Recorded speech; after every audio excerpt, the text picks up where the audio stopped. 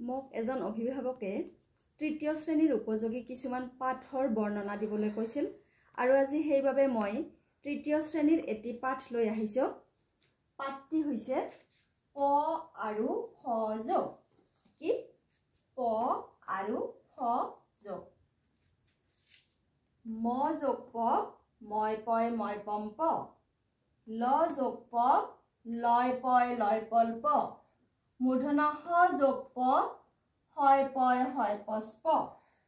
দন্ত্য হ যোগ প, হয় পয় হয় পচ প। ম যোগ ফ, মই ভয় মই ভম ফ। দন্ত্য হ যোগ ফ, হয় ভয় হয় ফচ ফ। আকৌ এবাৰ মই পঢ়ি দিছোঁ। ম যোগ প, মই পয় মই পম প। ল যোগ প, লয় পয় লয় পল প। মূৰ্ধন্য হ যোগ প, হয় পয় হয় পচ প। দন্ত্য হ যোগ প, হয় পয় হয় পচ প। ম যোগ ফ, মই ভয় মই ফম ফ। দন্ত্য হ যোগ ফ, হয় ভয় হয় ফচ ফ। অল্প, গল্প, শিল্প, পুষ্প। বাষ্প, স্পৰ্শ, চম্পা, স্পষ্ট। কম্পন, স্ফটিক, সম্পদ, নিষ্ফল। কাল্পনিক, ভূমিকম্প, বিস্ফোৰণ। এতিয়া মই এবাৰ কেনেদৰে বানান কৰি পঢ়ে মই পঢ়ি দিছোঁ। অ লয় পয় লয় পল প, অল্প। গ লয় পয় লয় পল প, গল্প। তালব্য হ থচিকাৰে হি, লয় পয় লয় পল প, শিল্প। পুষ্প, প থচুকাৰে পু, মূৰ্ধন্য হয় পয় হয় পচ প, পুষ্প। বাষ্প, বতাকাৰে বা, মূৰ্ধন্য হয় পয় হয় পচ প, বাষ্প। স্পৰ্শ, দন্ত্য হয় পয় হয় পচ প, ৰয় হয় ৰয় খৰ খ, স্পৰ্শ। চম্পা, প্ৰথম চ, মই পয় মই পম প, তাত আকাৰ, চম্পা।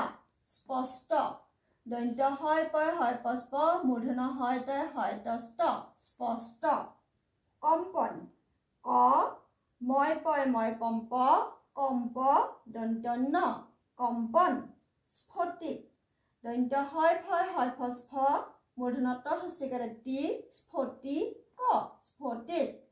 সম্পদ, দন্ত্য হ, মই পয় মই পম প, দন্ত্য দ, সম্পদ।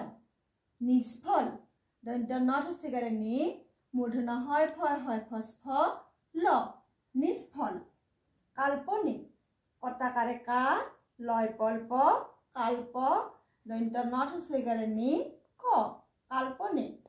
ভূমিকম্প, ভদ্ৰধুকাৰে ভূ, ম থচিকাৰে মি, ভূমি। ক মই পম প, ভূমিকম্প। বিস্ফোৰণ, ব থচিকাৰে বি, দন্ত্য হয় ফয় হয় ফচ ফ, তাত অকাৰ, বিস্ফ, ৰ, মূৰ্ধন্য ন, বিস্ফোৰণ।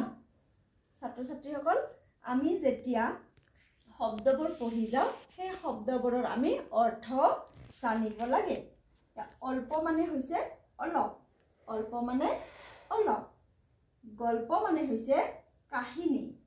শিল্প, শিল্প মানে হৈছে যন্ত্ৰ বা হাতেৰে সজা কাম, যন্ত্ৰ বা হাতেৰে সজা কাম। পুষ্প, পুষ্প মানে হৈছে ফুল। বাষ্প, বাষ্প মানে হৈছে ভাপ। স্পৰ্শ, স্পৰ্শ মানে হৈছে চুৱা, হাতেৰে চুই দিয়া। চম্পা, চম্পা এবিধ ফুলৰ নাম। স্পষ্ট, স্পষ্ট মানে ক্লিয়াৰ। স্পষ্ট মানে কি? ক্লিয়াৰ। স্পষ্টকৈ কি বুলি কম, ভালকৈ দেখা। স্পষ্ট মানে ভালকৈ দেখা, ক্লিয়াৰ। কম্পন, কম্পন মানে কঁপনি। স্ফটিক, স্ফটিক মানে হৈছে এবিধ চকমকীয়া শিল, এবিধ চকমকীয়া শিল। সম্পদ, সম্পদ মানে হৈছে প্ৰপাৰ্টি, সম্পত্তি। নিষ্ফল, নিষ্ফল মানে হৈছে অসাৰ্থক, নিষ্ফল মানে অসাৰ্থক। কাল্পনিক, কাল্পনিক মানে হৈছে মনেৰে ভাবি কৰা কাম বা মনেৰে কৰা ধাৰণা। ভূমিকম্প, ভূমিকম্প মানে হৈছে ভূঁইকঁপ আৰু ভূমিকম্প আহিলে কি হয় পৃথিৱীখন আমাৰ কঁপি উঠে বিস্ফোৰণ মানে হৈছে হঠাতে ফুটি যোৱা বিস্ফোৰণ মানে হঠাতে ফুটি যোৱা এতিয়া তলত অলপমান ব্যাখ্যা কৰিবলগীয়া আছে মই পঢ়ি দিছো অসম বাঁহ বেত আৰু বয়ন শিল্পৰ বাবে বিখ্যাত অসম কিহৰ বাবে বিখ্যাত বাঁহ বেত আৰু বয়ন শিল্প মানে হৈছে কাপোৰ বোৱা কাৰ্য শালত কাপোৰ বোৱা কাৰ্য শিল্পীসকলে বৰ কষ্টৰে এই বস্তুবোৰ তৈয়াৰ কৰে শিল্পী মানে কি বুলি কৈছিল যন্ত্ৰ বা হাতেৰে সজা কাম বা তেনে কাম কৰা লোকক কি বুলি কয় শিল্পী বুলি কয় শিল্পীসকলে কি কৰে বৰ কষ্ট কৰি বস্তুবোৰ তৈয়াৰ কৰে এই যে ছবিত দেখিছা মুৰা